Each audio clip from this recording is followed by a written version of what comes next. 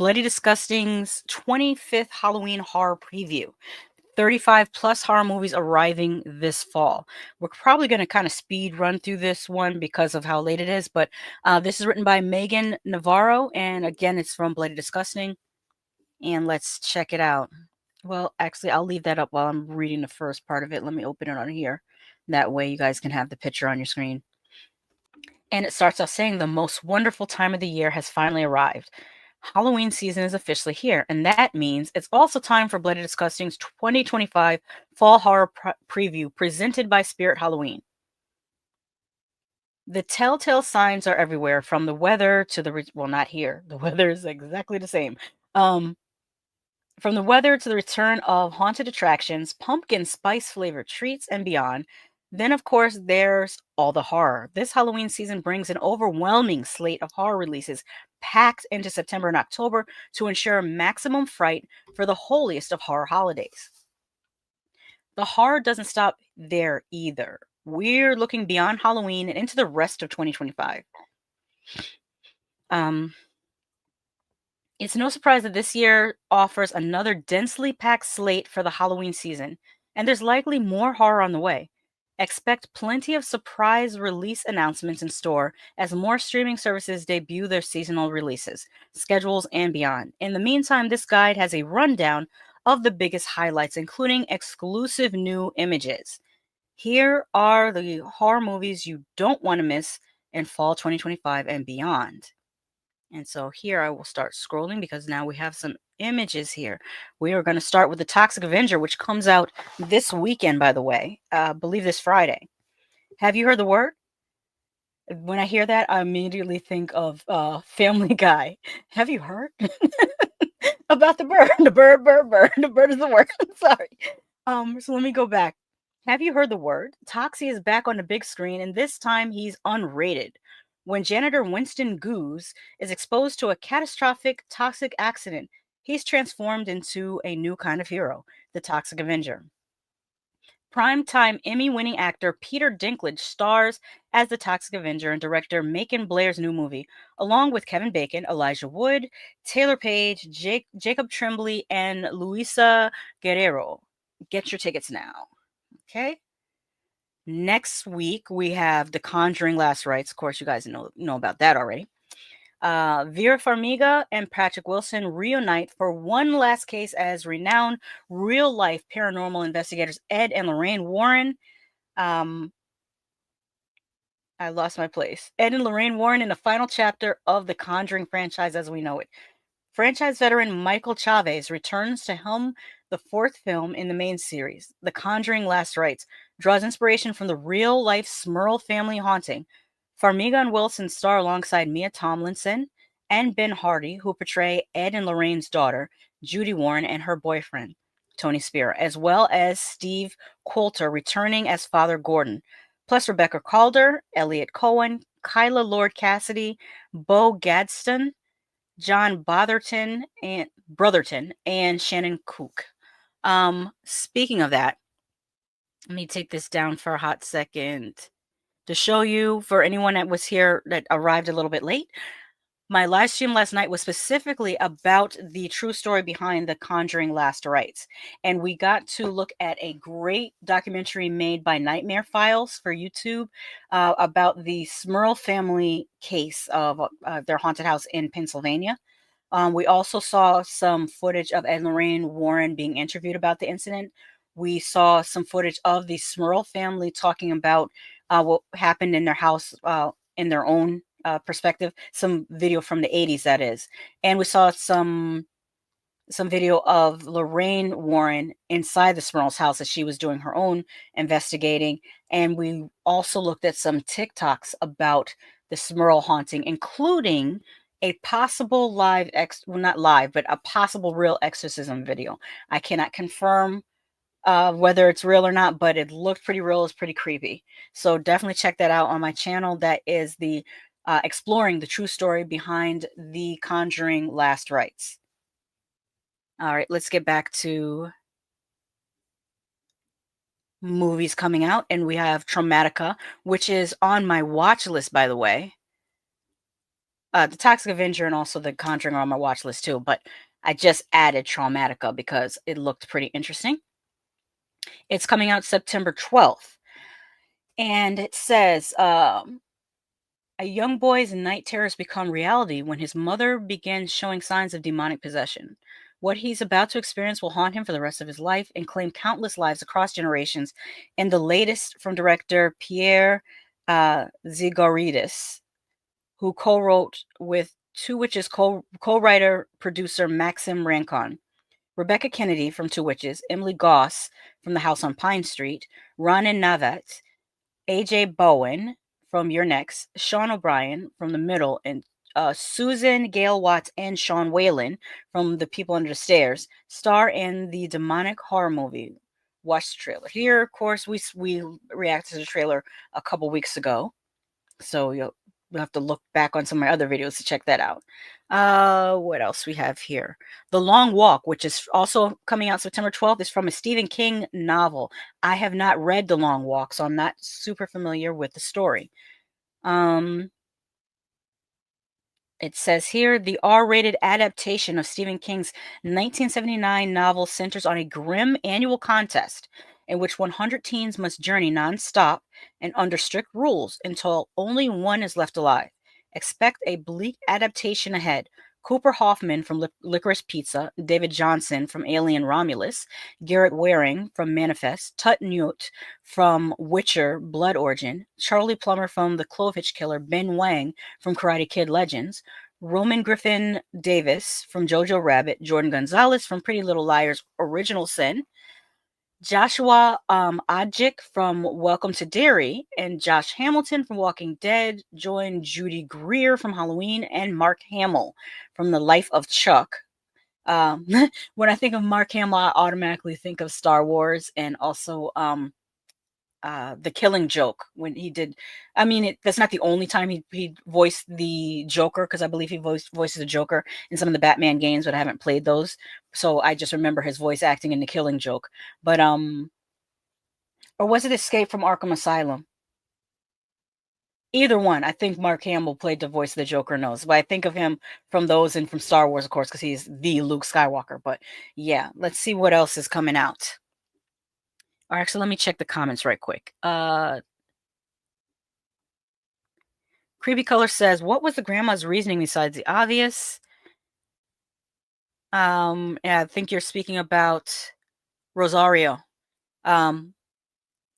I think she was trying to bless her granddaughter into having really good fortune, but the granddaughter didn't understand the dark arts, and so she kind of undid her own good fortune. But the thing that the grandmother didn't take into account is that when you take something from somewhere else, something can be taken from you in exchange. That's what I think it was trying to say. The storyline was trying to say. And also, don't play with the dark arts.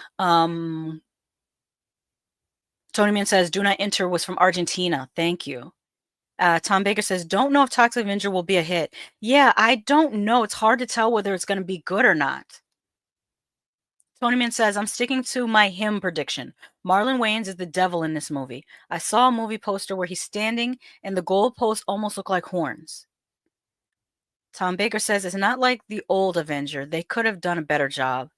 I feel like what's going to make it not work for me is if it's too high of a budget.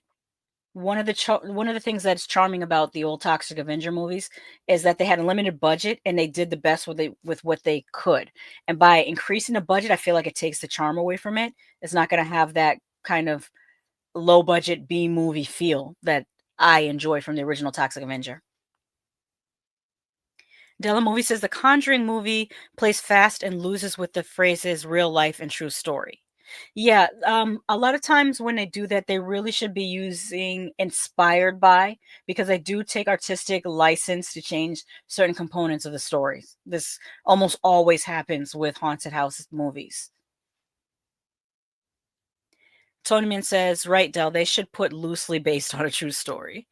Tom Baker says, Dell, it's the oldest trick in the book. Doc Kaiju says, I thought Hamill was the voice for the Joker. Yeah, it's my understanding that he wasn't the only actor that's voiced the Joker, but I can't I can't compare them to others because I haven't seen all of the animated Batman series movies. But of the Batman series movies that I have seen, the animated ones, he is the Joker, and it's like he does an excellent job. Big Chungus says Mark Hamill voiced the Joker a ton of times, most notably in the Batman animated series in the 90s. Oh, I didn't know he also did in the animated series in the 90s. Wow, he's been doing that a long time. Creepy Color says that trauma magic. Yes. Doc Kaiju says, well, a non-traumatoxy farewell? I don't know. The non-full moon puppet master was awful. I don't know if I saw the non-full moon puppet master. Let's see what's up next. We have Rabbit Trap, which is one I have not heard about. Also September 12th. September is pretty stacked already. Just the first 2 weeks. It says here, when a musician and her husband move to a remote house in Wales, the music they make disturbs local ancient folk magic, bringing a nameless child to their door who is intent on infiltrating their lives in the feature debut by writer-director Bryn Cheney. The psychological folk horror movie produced by Spectre Vision, who also did Mandy and Daniel Isn't Real, stars Dev Patel from The Green Knight, Rosie McElwain from The Alienist, and Jade Crute from The Serpent Queen. Then we also have, now this one is one, I think I watched it on Tubi and it wasn't half bad. I have to say that. Like, it wasn't great. It was super low budget, but for what they had, I thought it was kind of entertaining. And that's The Jester. And so now we have The Jester 2. It says September 15th and 16th from Fathom Entertainment. So I'm guessing there's 2 dates because maybe one is it maybe theatrical and the other streaming. I don't know why it says 15th and 16th. Let's see. The Jester creator Colin Krawchuk returns to write and direct for the sequel set on Halloween. In the film, teen magician Max finds herself locked in a brutal showdown with the Jester, a nightmarish and supernatural trickster with real dark magic and a killer act. As illusions turn lethal and every escape is a trap, Max must pull off the ultimate trick, staying alive. On this deadly night, the only escape is to beat the devil at its own game. The Jester 2 arrives in theaters nationwide for a 2-night only on September 15th and 16th, accompanied by an exclusive behind-the-scenes featurette. So the sequel will be in theaters for 2 nights, and then I wonder will it come back to Tubi, where it was, or will it switch apps? I hope it does. I hope it comes back to Tubi because that's what made it pop off was Tubi. Doc Kaiju says the 90 series explains why I think of Hamill as the main voice of the Joker. Tony Man says, I thought we turned off the Jester, or maybe I fell asleep. You probably fell asleep. Creepy Color says the Jester was crazy. Yeah.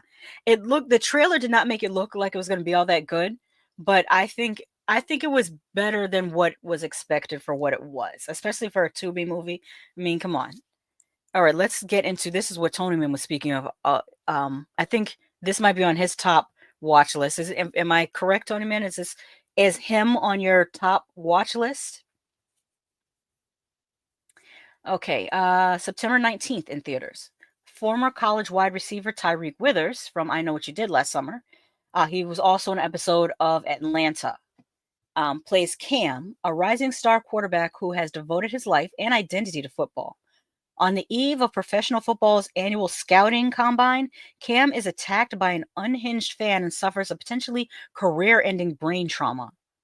But when Cam's recovery training accelerates under the guidance of mentor Isaiah, played by Marlon Wayans, Isaiah's charisma begins to curl into something darker, sending his protege down a disorienting rabbit hole that may cost him more than he ever bargained for.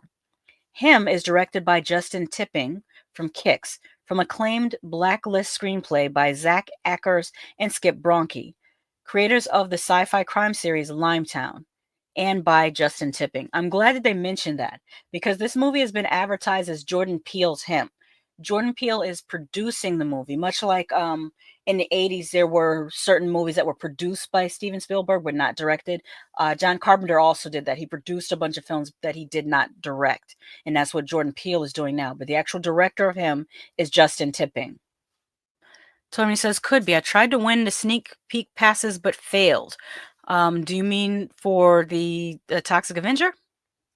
And Creepy Color says, my son who doesn't like horror wants to see him, so we're going. I still feel like him is going to be like the male equivalent of the Substance. I don't know. It gives me that feel, but I could be wrong. Now we have Night of the Reaper, which I had not heard of.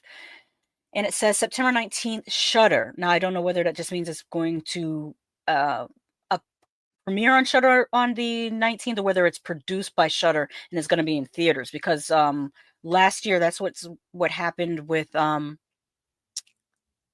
a Violent Nature. That was co-produced by Shudder, but it did have a limited theatrical release before appearing on the Shudder streaming site. So let's see. Superhost and Z director Branson Christensen. I really enjoyed Z. I need to check out Superhost. I haven't seen that yet, but Z was pretty good. Brandon Christensen is back this Halloween season with Night of the Reaper. In the wake of the brutal murder of a teenage babysitter, college student Dina returns home for the weekend and is roped into a babysitting gig of her own. When the local sheriff is mailed a piece of evidence that proves the murder may not have been an isolated incident, he is led on a scavenger hunt to reveal the killer may be planning a sequel. Jessica Clement, Ryan Robbins, Summer H. Howell, and Keegan Connor star. Yeah, I have not heard of Night of the Reaper, but like I said, I really enjoyed Z. I've heard positive things about Superhost, so I definitely have to check that out. But I think I would check out Night of the Reaper just based on how I felt about Z.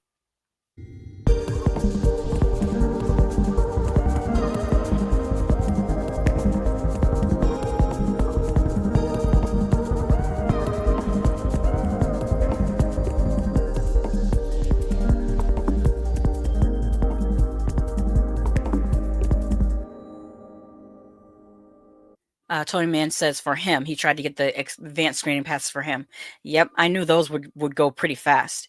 Tom Baker says, yes, John Carpenter produced Black Moon Rising. I just saw it for free on YouTube.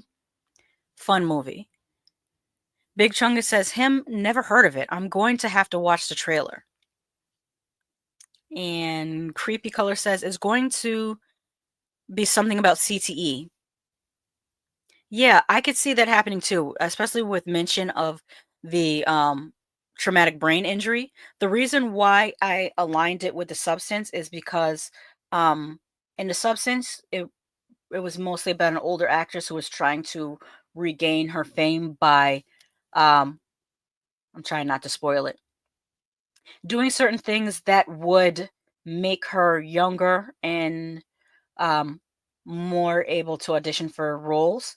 And I could see a similar thing happening to him where he has this traumatic brain injury that threatens to end his career, his football career, and he does something to try to regain his health that goes wrong. So either way, it's a person trying to do something to regain something that they didn't have before that eventually goes wrong, and that's where the horror comes into it. That's why I compared the two things. Not necessarily that they're both, not necessarily that him is going to be body horror because it's not listed as having body horror, but just the similar motivation of the protagonist to do extreme means to get back to where they were. That's the connection I was making. Speaking of that, let's go to chain reactions. Have not Oh yeah, we just watched the trailer for Chain Reactions. That comes out September 26th, but we'll read a little bit more about it here. Documentarian Alessandra O. Felipe, Memory, The Origins of Alien, charts the Texas Chainsaw Massacre's profound impact and lasting influence on 5 great artists: Patton Oswalt, Takashi Miike, Alexandra Heller-Nicholas, Stephen King, and Karen Kusama. Through early memories, sensory experiences, and childhood trauma. It's a shakeup of the usual horror doc format, meant to shift the way you think about Tobe Hooper's seminal classic. I'm definitely going to check that out because I really enjoy documentaries. Tom Baker requests a second time a Chain Reaction special stream. That I think it would be fun too. Tonyman says, yeah, brain injury plus getting back to where they were equals selling your soul to the devil. Ah, gotcha. Yeah, it could definitely turn into that. Now, here's one that I probably will skip because I'm not a fan of The Strangers, but that's just me. The Strangers are back and more relentless than ever in the second installment of director Rennie Harlin's new trilogy. With nowhere to run and no one to trust, Maya, Madeline Pesch, must survive another horrific chapter of terror. Gabriel Basso and Emma Horvath also star in The Strangers Chapter 2. Alan R. Cohen and Alan Friedland wrote the sequel screenplay. This comes out September 26th as well. But like I said, I'm not a fan of The Stranger, so do not count on me to go see it right away. I'll probably wait for. I mean, I know eventually I probably will have to review it because I don't want to just review movies that I love. That's going to be boring. You got to have variety, and maybe I might be surprised. Maybe I'll watch it and be like, I was wrong. It was a banger. But I will probably wait for it to be on streaming. All right. Our next one is Alpha, out October 25th. French filmmaker Julia Ducournau, who did Raw and Titane, both pretty decent movies. I have both slightly weird, but I like weird. But I liked Raw. I liked Titane a little bit better than Raw. Where was I? Is back with a new genre bender, Alpha. A troubled 13-year-old lives with her single mom. Their world collapses the day she returns from school with a tattoo on her arm. Ducournau's latest played at the Cannes Film Festival earlier this year and is said to bring a shift to the filmmaker's use of body armor. Goldshifte Farahani, the Patient Stone, and Tahir Rahim, the Serpent, star in Alpha. So this is a very interesting premise. She gets a tattoo and it looks like she's in like a warscape. I wonder what happens after she gets a tattoo. That's very interesting. I will look out. I'll be on the lookout for that one. Tony Man says, you stepped away during the Strangers 2 trailer. I'll watch it on bootleg, but it looks good. Okay, I will take your word for it. Big Shunga says the first Strangers was good. They should let the rest after that. All right, next up we have Bone Lake, and theaters October 3rd. A couple's romantic vacation at a secluded lakeside estate is upended when they are forced to share the mansion with a mysterious and attractive couple. Their dream getaway spirals into a nightmarish maze of sex, lies, and manipulation, triggering a bloody battle for survival. Mercedes Boyce Morgan from Spoonful of Sugar directs from a screenplay by Joshua Friedlander. Holly slept over. Marco Pigossi from Gen V, Maddie Hassan from Malignant, Alex Rowe from Rings. Rings was terrible. Andra Nachita from Fatal Attraction, Elaine Reese, and Clayton Spencer star. That's another one. Let me reread that again. A couple's romantic vacation at a secluded lakeside estate is upended when they are forced to share the mansion with a mysterious and attractive couple. So most likely the couple that they have to share the mansion with are probably nuts, crazy. I'm trying to not say batshit crazy, but I can't go. I mean, that's what comes to mind. Batshit crazy. They must be crazy. Could be interesting. Depends on how they play it out. Psychological horror can be good. Next, we have Coyotes, which comes out October 3rd. Together isn't the only horror comedy starring an off-screen couple arriving this year. The latest from director Colin Minihan, who did What Keeps You Alive and Grave Encounters, stars Justin Long from Barbarian and House of Darkness and Kate Bosworth, also from Barbarian and House of Darkness. As for plot, the horror comedy follows a family trapped in their Hollywood Hills home who must fight for survival as a pack of savage coyotes close in. I don't always love animal attack movies. I feel like for an animal attack movie to work, it has to be made in the 70s or 80s. I don't know why, but like Jaws works. Piranha works. Alligator works. What's the one with the bear? There was one from the 70s.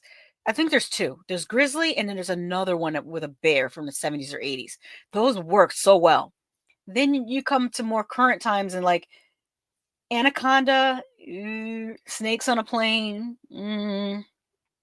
I I don't know why they can't capture the magic of back in the day. I don't know. I can't put my finger on it. I could be wrong. I mean, I would love to be wrong, but that's just my thoughts on that.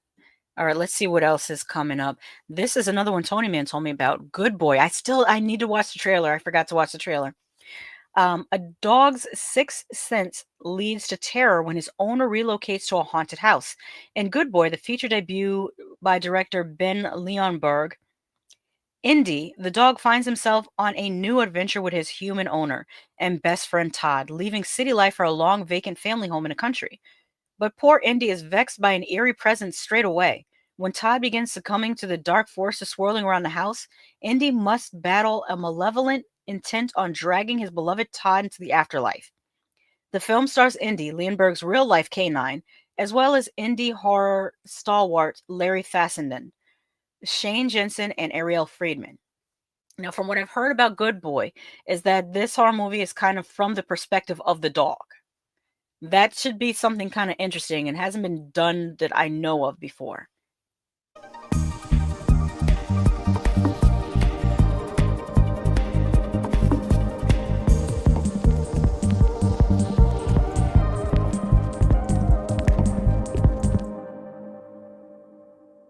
Tom Baker says, just wish Sam Raimi would make Drag Me to Hell 2. I love the 2009 movie. Creepy Color says, I love seeing Long in horror. Yeah, typically that's like my litmus test. If Justin Long is in a horror movie, it's typically a horror movie I'm going to enjoy. All the way going back from Jeepers Creepers to Tusk. And of course, Barbarian. And there's a cameo he did in a recent horror movie, but I don't want to spoil it because it's kind of a little bit of a surprise. And I already spoiled something tonight, possibly. Tom Baker says, Sam hasn't made enough horror movies. Big Chunga says, Chino. Tony Man says, I'm sure you'll love it because your favorite Scream King is in it. Is Justin Long my favorite Scream King? He's one of my favorites, yeah. JJ says, Grizzly was great. Creepy Color says, the dog better not die. Oh, I'm pretty sure the dog is the hero of the movie. They made a sequel in 1990. Big Chunga says Cujo was good. Again, 80s. These movies work, and the creature, or I should say the animal movies of the 70s and 80s, top tier. For some reason, we cannot create that magic. JJ says Cujo was great. I was rooting for the dog. All right, here's one that I think it's been on a lot of people's watch list. It's called Shelby Oaks, and I think people really put it on their watch list because it's directed. I think it's written as well by Chris Stuckman, who you guys may know as a YouTuber who did movie reviews. I remember when he had braces, and then when he got his braces off. That's how long I followed Chris Stuckman. But this is very interesting. Who took Riley Brennan? YouTube film critic Chris Stuckman makes his feature debut with Shelby Oaks, a traditional narrative that incorporates found footage elements. It centers on a woman searching for her missing sister, a paranormal investigator who disappeared over a decade ago. Camille Sullivan from Hunter x Hunter, Brendan Sexton III from Don't Breathe 2, Michael Beach from If Beale Street Could Talk, Robin Bartlett from Shutter Island, Keith David from The Thing, and don't forget, wasn't that him in They Live? That was also Keith David in They Live. Charlie Talbert from The Big Short, Emily Bennett from Alone with You, and Sarah Dern, Where the Crawdads Sing, star. So definitely looking forward to that. We have VHS Halloween, also October 3rd on Shudder. The eighth installment in the found footage anthology franchise themes itself around the best holiday of the year. While plot details are under wraps, the new class of directors includes Brian M. Ferguson from Pumpkin Guts, Casper Kelly from Too Many Cooks, Michelin Pitt Norman, and R.H. Norman from Grummy, Alex Ross Perry, Her Smell, Paco Plaza from Wreck. Well, that's not new. Paco Wreck. How many years ago did Wreck come out? You can't say Paco Plaza is still a new director. Okay, and Anna Slakovic from Appendage. I mean, shout out to Paco Plaza. I enjoy Wreck, but let me see, when did Wreck come out?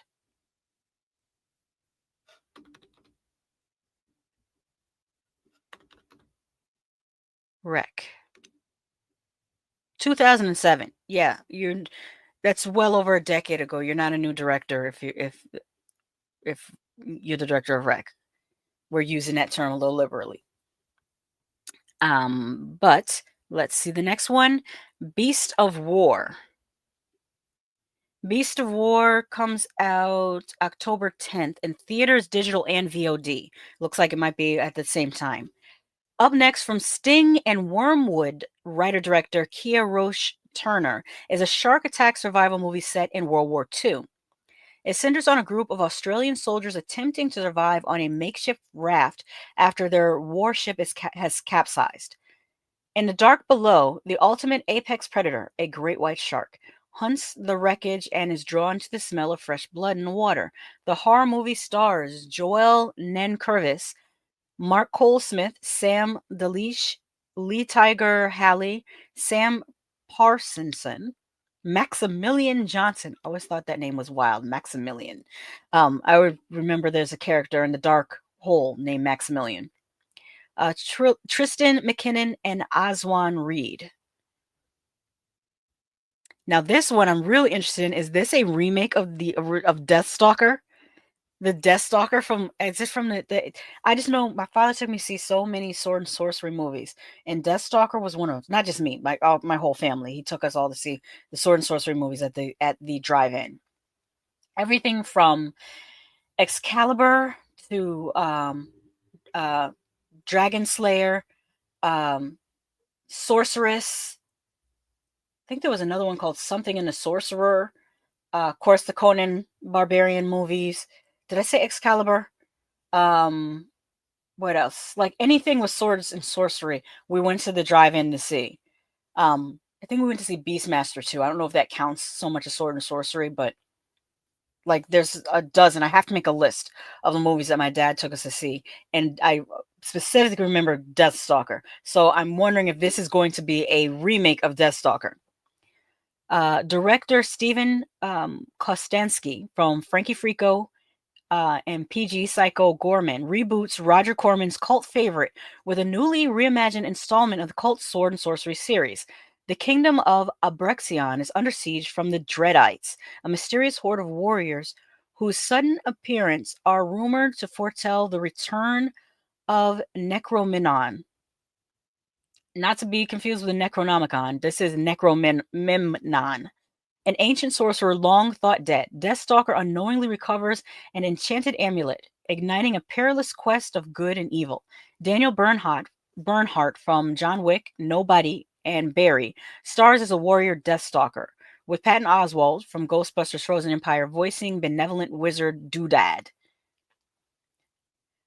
I feel like this actor's a little old to play Deathstalker. I hate to say that, but I just feel like I've ranted about this before. I'm kind of tired of all of the action heroes being retirees. And I say that as a person entering my golden years. I'm just like, can a 30-year-old, 35-year-old dude get on as a Arnold Schwarzenegger was not that old when he played Conan. He was not like, look at this man's face. This man looks like he's at least 65 years. He could be, I mean, physicality, his arms look jacked, but he looks 65 years old in the face.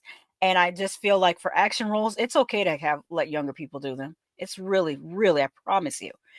You don't have to make all the 35-year-olds play teenagers. They look crazy doing it as it is. You know you guys look crazy making 30-year-olds play teenagers and then 65-year-olds play like action roles. I mean, I'm sure this actor's probably not 65. He just kind of looks it in the face. He's probably 48. I don't know. He looks just a little. I mean, especially if you want something to become a franchise, because I feel like Deathstalker could become, because we had, if I'm not mistaken, I'm sure there was a Deathstalker 2 and 3. So if we're rebooting Deathstalker, I would have went with a younger actor so that we can have sequels and not have as much strain put on the person's body. That's all I'm saying. But at the same time, if this guy can do it, let him do it. There's a lot. The chat is going wild. Let me see here. Doc Hydra says, Sam still needs to make a season 3 of Legend of the Seeker. Creepy Color says, Final Dog. Tom Baker says, Zoltan, Hound of Dracula. Creepy Color says he voiced Spawn too. Oh, I didn't know that. Tom Baker says, "Creepy Colors, good movie title, Final Dog." Yeah. Tom Baker said, "I wanna see that movie, it's original." Tony Man says, "Was Pumpkin Guts that horror movie with the killer pumpkins?" I'm not sure. Could be. Tom Baker says, "I mean, I'll watch Good Boy. It's if it's good. And also review it, Lady Shasha." Okay, I will try to check out Good Boy. Tony Man says, "Not the dark hole. It's called the black hole." Did I say it wrong? I'm sorry. I meant to say the black hole. Yes. So that sounds funny now that I think about it. Deathstalker, it will only be good if it's awesomely bad. Deathstalker 2 and 3 are some of my favorite films, mainly because of the hot dudes. Yeah, I just feel like that's part of the charm of the sword and sorcery is the glistening muscles. And this dude, his arms look good, but I would feel um odd if I know he has grandchildren. Big Chunga says, "I believe pumpkin guts is what you end up with after you've been with a." You know what, Big Chungus? We're gonna have to turn you down a little bit. We are going to have to turn you down a little bit because um I want my chat to feel comfortable, but you sometimes you be getting a little too spicy. Take it down a notch. All right. Doc Kaiju says that dude looks like he's 50. Yeah. Tom Baker says, "Is it Brad Pitt?" No, I don't know. Doc Kaiju says there are 4 Deathstalker films. Oh, I didn't see the 4th one. Oh, I got to get caught up on my sword and sorcery stuff.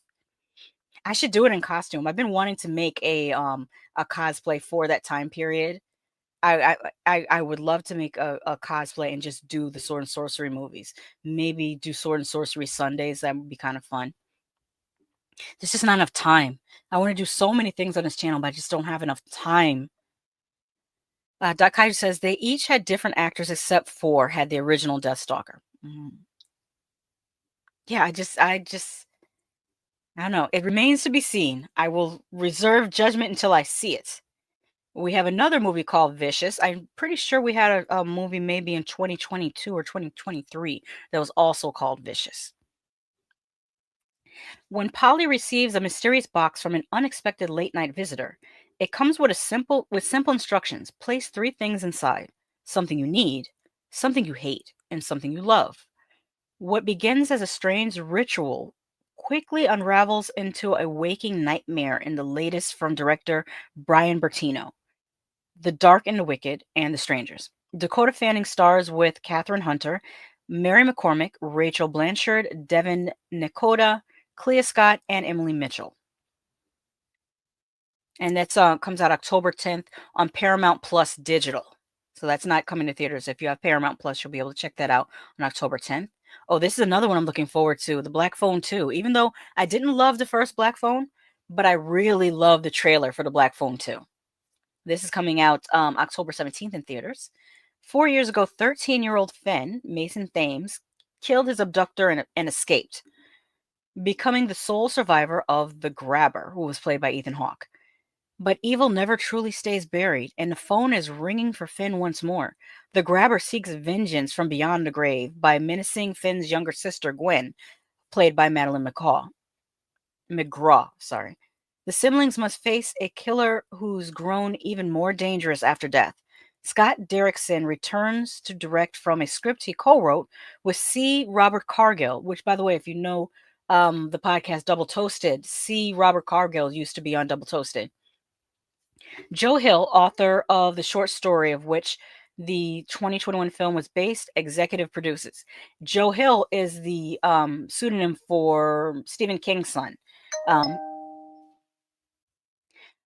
So yeah, so when you see Joe Hill, know that is Stephen King's son. He's a pretty good writer in his own right.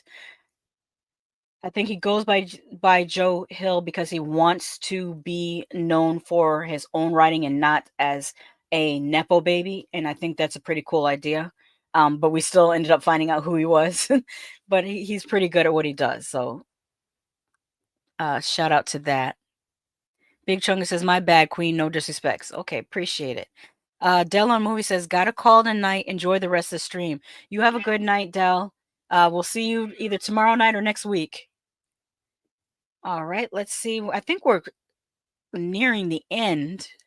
I stopped counting the movies, so I don't know how close I am to the end, but we have Frankenstein, another Frankenstein. It's a limited release, October 17th.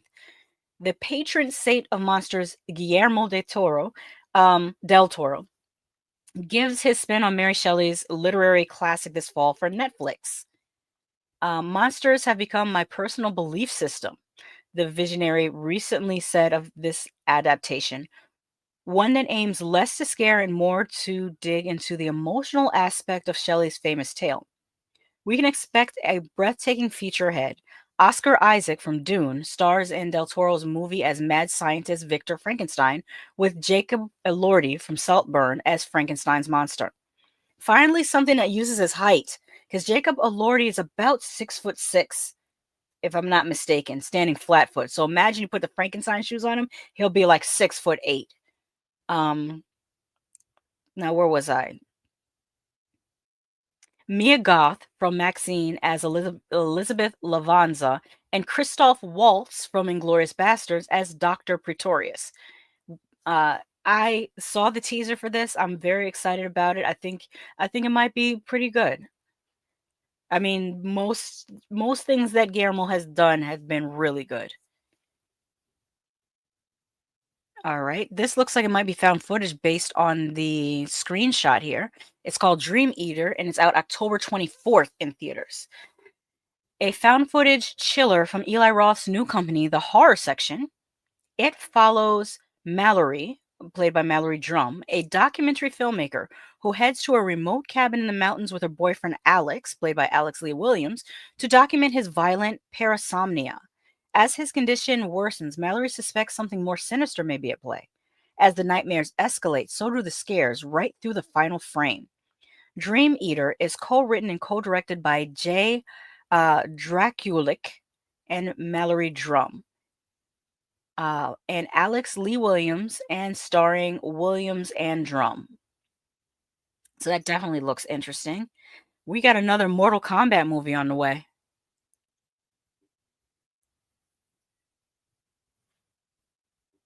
Tony Man says he loves Mia Goth and Christoph Waltz. I like Mia Goth depending on what she's playing. I very much liked her in X, more so her portrayal of the elderly woman, and I liked her in Pearl. She did an amazing job. Um, in Infinity Pool, she annoyed the living daylights out of me. I could not stand her in Infinity Pool. I hated it. But yeah, it depends on what she's in.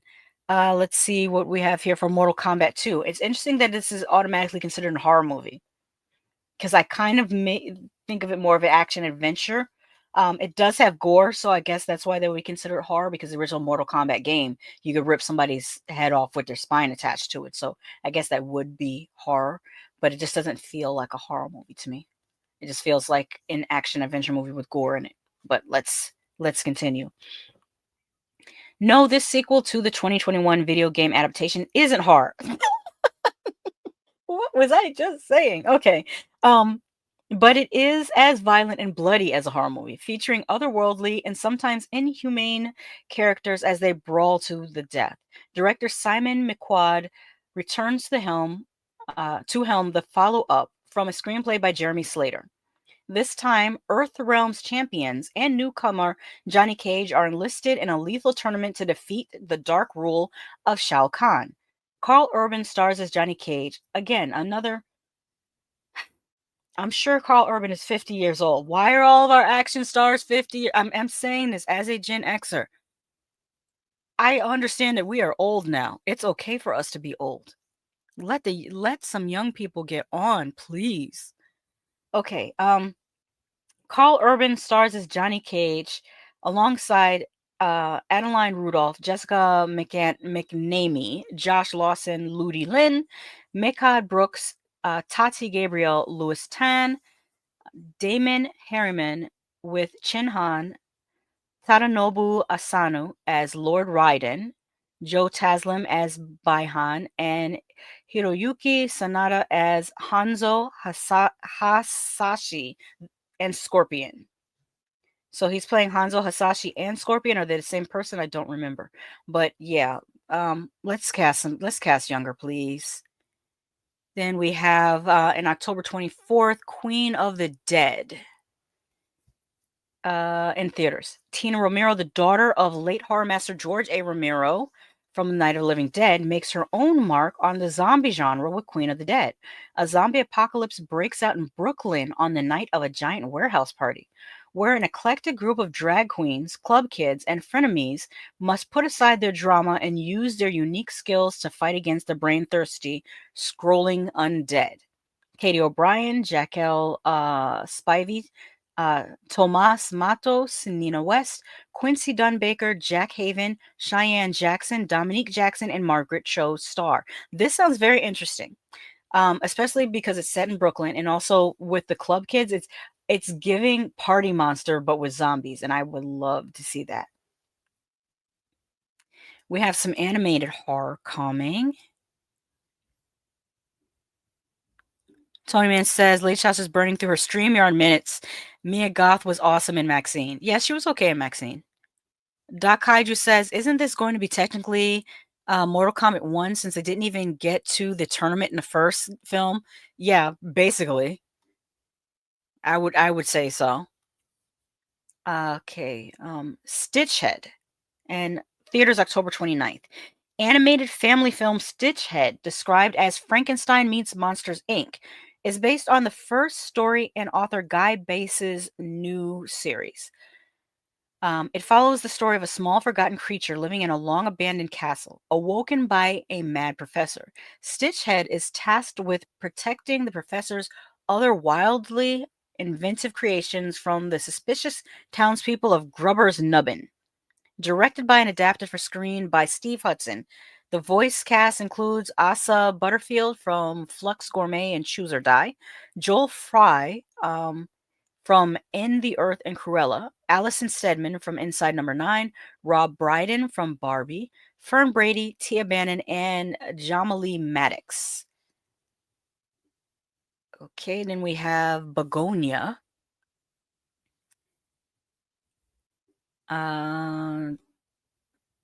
That Kaiju says Queen of the Dead is a movie for me. I loved Margaret Cho. I love her as well. I love how she just recently called out Dean Cain on TikTok. It was great.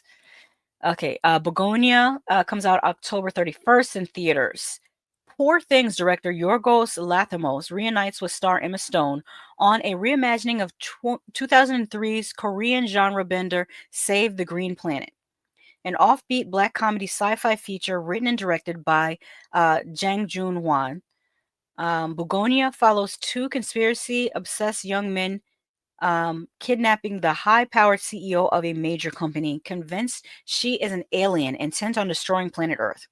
Jesse Plemons from Civil War and Antlers, Aidan Delbis, Stavros Halkias from Let's Start a Cult, and Alicia Silverstone from The Lodge also star in Bugonia.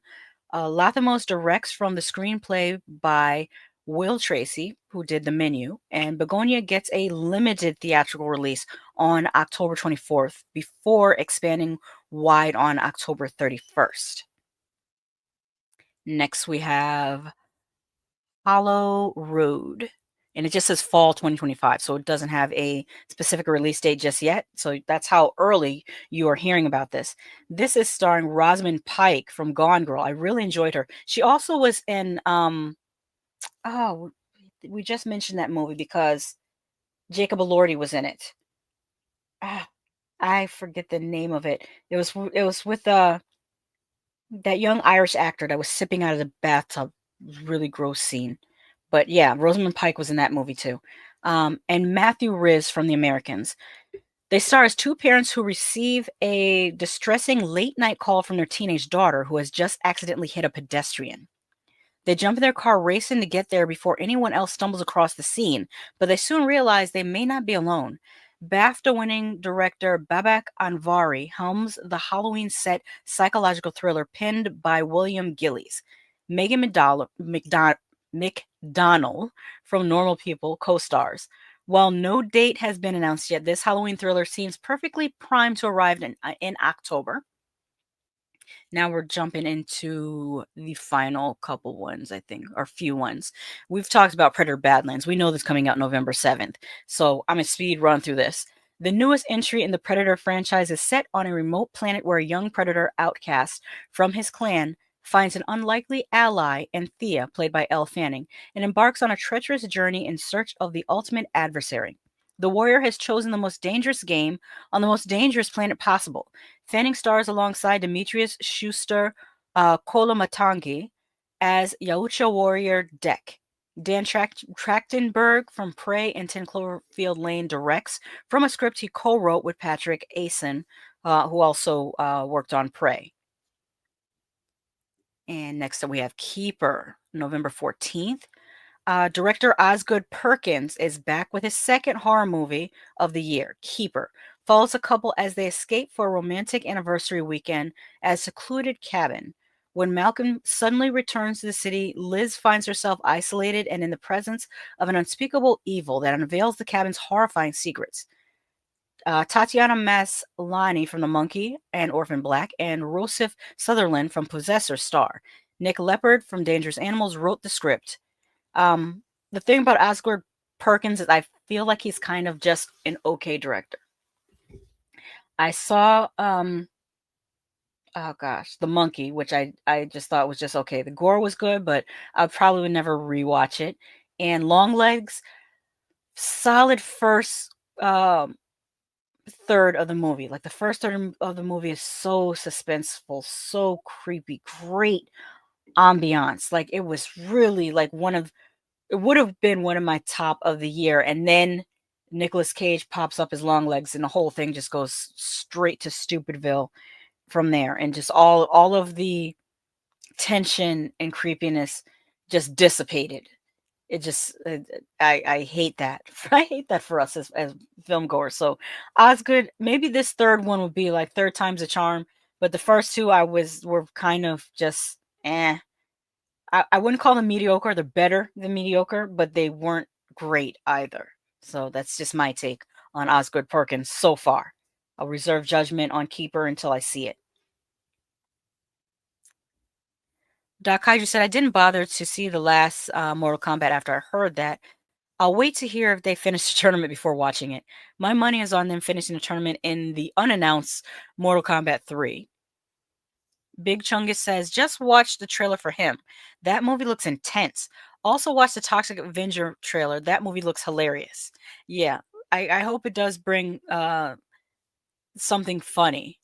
Here's another one I'm not 100% sure on. The trailer actually made this look pretty decent, and that's The Running Man. So hopefully the trailer is not misleading. It's out November 14th. Edgar Wright, who did Shaun of the Dead and Last Night in Soho, both of which I really, really enjoyed. I like Edgar Wright's work. New movie adapts the Stephen King's 1982 novel, published under pseudonym Richard Bachman. I think he also did The Dark Half under the name Richard Bachman. Said to be a more faithful adaptation, it centers on a top-rated deadly competition show where contestants, shown as runners, must survive 30 days while being hunted by professional assassins, with every move broadcast to a bloodthirsty public, and each day bringing a greater cash reward. Glenn Powell stars as contestant Ben Richards, Josh Brolin from Weapons, Coleman Domingo from Candyman, and Katie O'Brien from Love Lies Bleeding. All three great movies. Also starring the film alongside Daniel Ezra, Carl Glusman, Lee Pace, Jamie Lawson, Michael Cera, Emilia Jones, William H. Macy, David Zayas, and Sean Hayes. Stacked cast with that one. We have Troll 2 coming up December 1st on Netflix. This, not to be confused with Troll Hunter, which I kind of like better than Troll. Troll was an okay movie, but Troll Hunter is way, way better movie. It's a Scandinavian film. I love it. So Troll 2 follows Troll. It's going to be on Netflix December 1st. The stakes are higher and the danger deadlier in this Netflix sequel. When a dangerous new troll is awakened, unleashing devastation across Norway, beloved adventurers Nora, Andres, and Captain Chris are thrust into their most perilous mission yet, to stop the creature's ruthless rampage. They must enlist new allies and delve into the country's ancient history, searching for answers.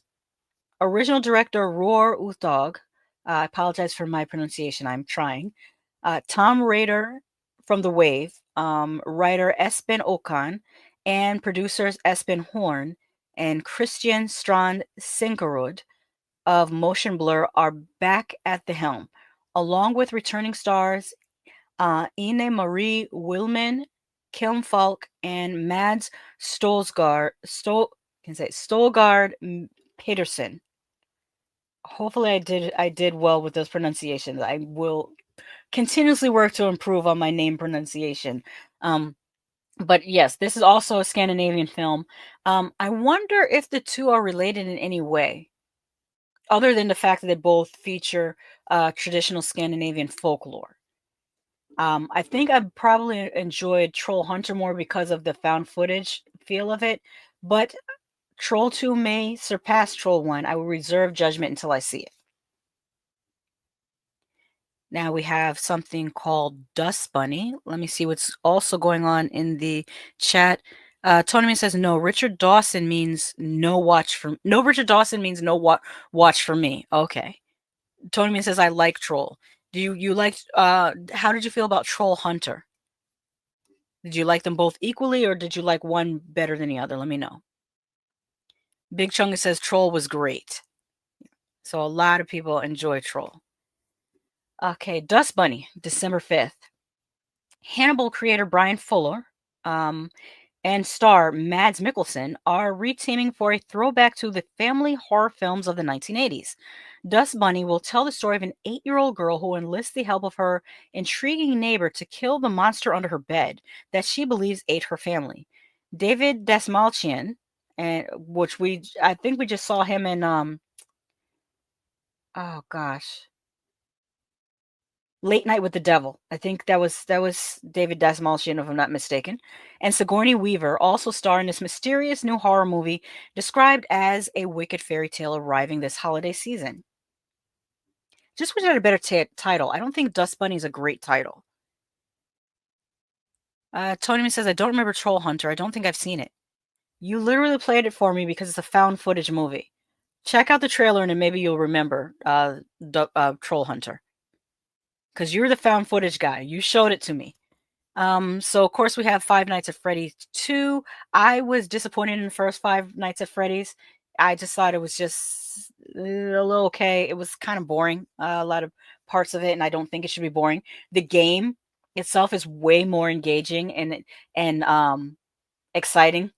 Like the game is way better, and I felt like they didn't capture the feel of the game at all in Five Nights at Freddy's. But let's see what it says here for the sequel. Former security guard Mike, played by Josh Hutcherson, and police officer Vanessa, played by Elizabeth Lyle, have kept the truth from Mike's 11-year-old sister Abby concerning the fate of her animatronic friends 1 year after their fateful encounter.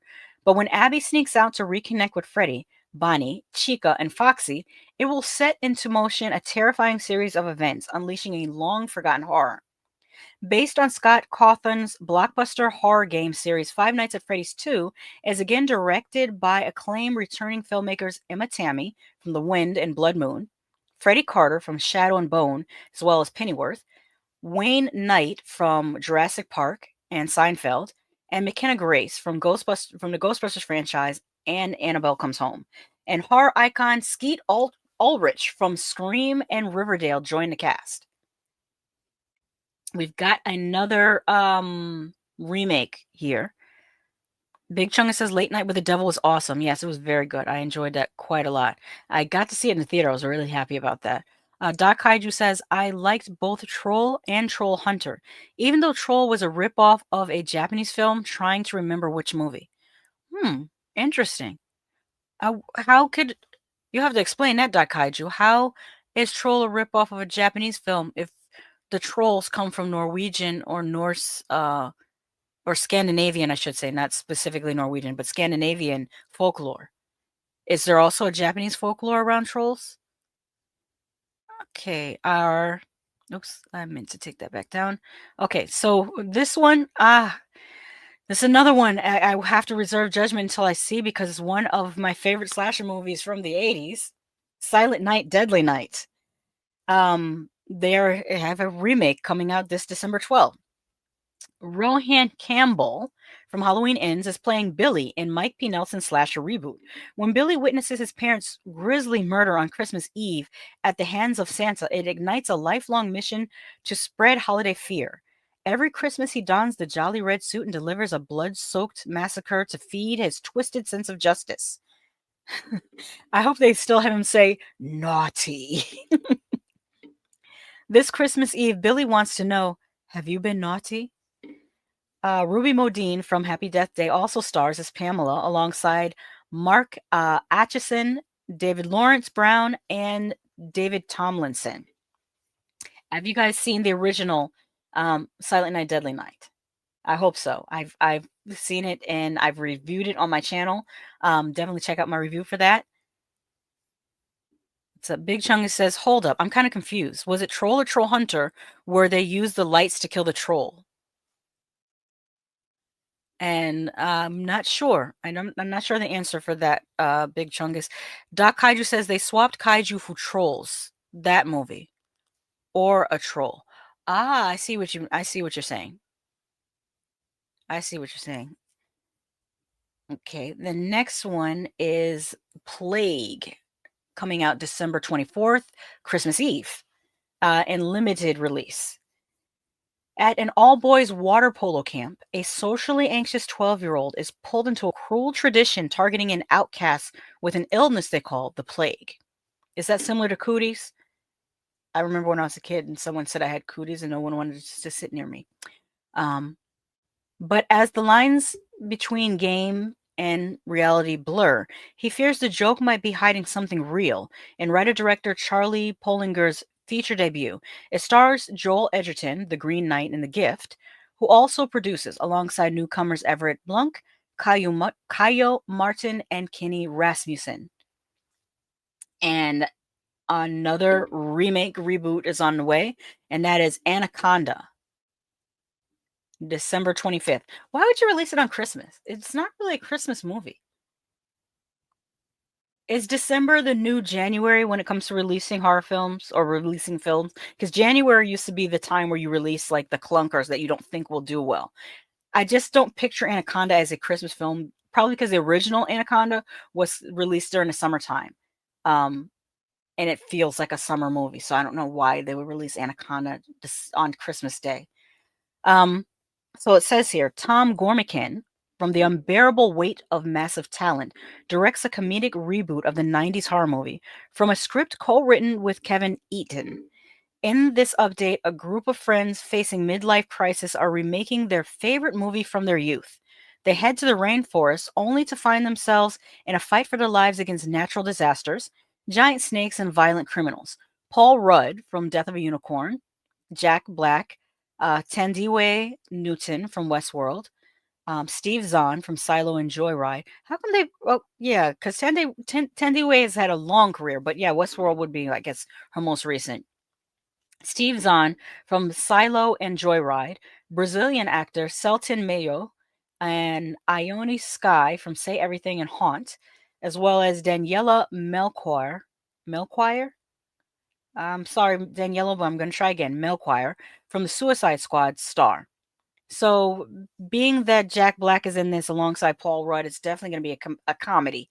As I've never seen Jack Black in anything.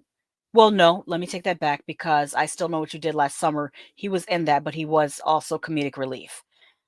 But yeah, I don't know why this is happening. I'll just have to see how it turns out.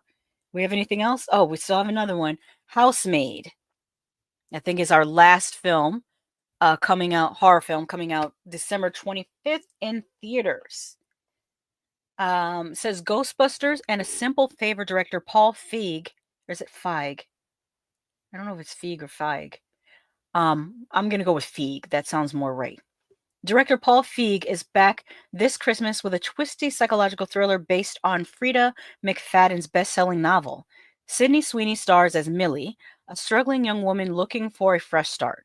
When she accepts a job as a housemaid for a wealthy couple, I'm sorry, I had to laugh because after that American Eagle ad that she did, I was reading the comments, and someone wrote in the comments that Sydney Sweetie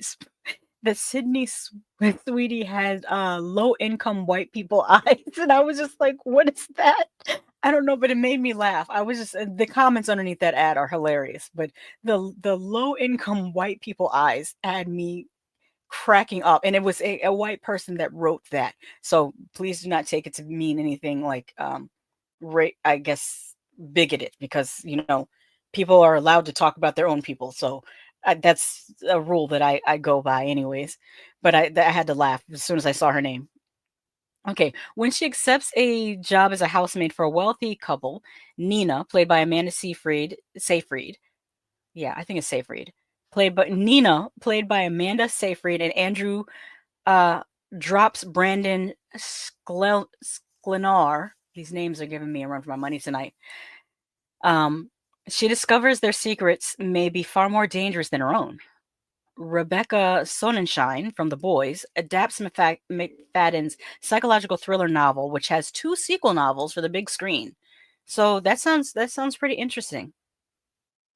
I think that's the end of the article, because this whole article was sponsored by Spirit Halloween. See, I said it right that time. Usually I say Spirit of Halloween because that makes more sense to me, but I said Spirit Halloween. Of course, it says that they're opening across the country. Find a local store, and then they have welcome to Madison Square Park here at the bottom. This is a Spirit Halloween I guess bumper video. Let me stop and reshare the screen so that we have the audio for that.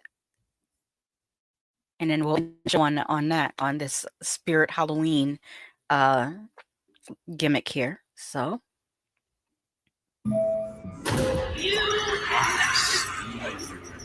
I am Jack the Reaper. Give me your soul. okay. Wait, what did the newspaper say? What did the newspaper say? They flashed it so fast.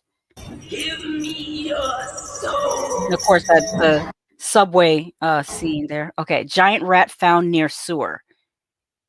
All right, so this is New York themed because you got the train there. You had the train station sign. My grandma can throw better than you.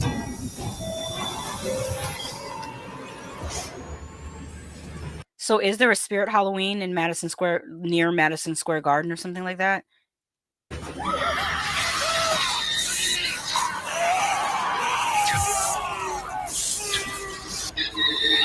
Oh, there's the giant rat.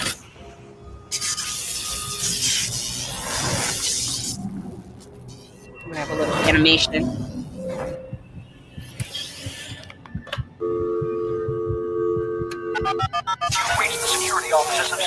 They put more effort into this advertisement for Spirit Halloween than Universal put into the effort of that food that they're trying to sell for $65. Metro, if this is an emergency, please hang up and run for your life. Are those real subway maps? Okay. Madison Scare Park is 31st Street, Horrorplex Theater, Spirit Station Z, Halloween Factory, Tallulah Boulevard, Horror Hotel, and the last one I think is just Spirit Halloween. So it's a fake Spirit Metro sign. For your life. Oh, what was the other one? Run for your life. Spirit Stations. They really took the time to make these fake maps. Spirit Metro. It's got a little skull on a map too. It says monkey see, monkey tree. I carry the eternal flame. By the way, these animatronics that they're showing you, I did a video about my last trip to Spirit Halloween, and I took some video of these animatronics. They're around $300 to $500 each.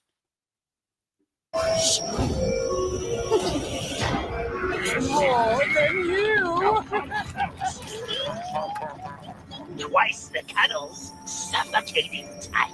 Knives and throat, you dead of night. That's the grinding of my bones.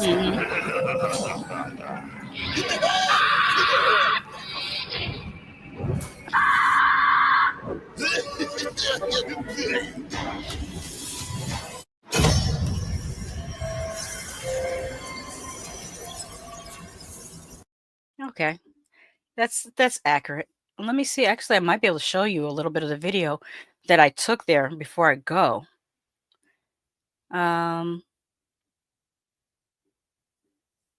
JJ says 3-hour stream. Nice. Oh, I think I skipped some. Let me go back up here. Kaiju says, I think it was Troll Hunter that was the good one now, says Big Chungus. And Kaiju says, it might have been an episode of Ultra Q, which was a Japanese sci-fi anthology series, kind of like Outer Limits and whatnot, but often with kaiju. Ah, I didn't know that.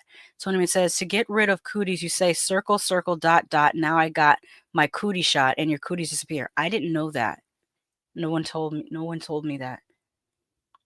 Or circle, circle, square, square, and now I've got it everywhere, and you're immune from cooties. Ah, okay. Big Chungus says, I don't know. I don't think most things coming out these days are that scary. I think life is more scary than the things coming out. Yeah, I was thinking that, but then I thought to myself, maybe it's because I've built up a muscle. I think when you watch horror movies as frequently as I do, and as for many years that I've watched them, it's like a muscle that I've built up, so things are less scary. I think if I stopped watching horror for like maybe 6 months and then started watching again, they would be scary to me again. That's the only thing I can think of. Or like age, like maybe because I'm older and I've watched horror movies for decades, it takes more to scare me.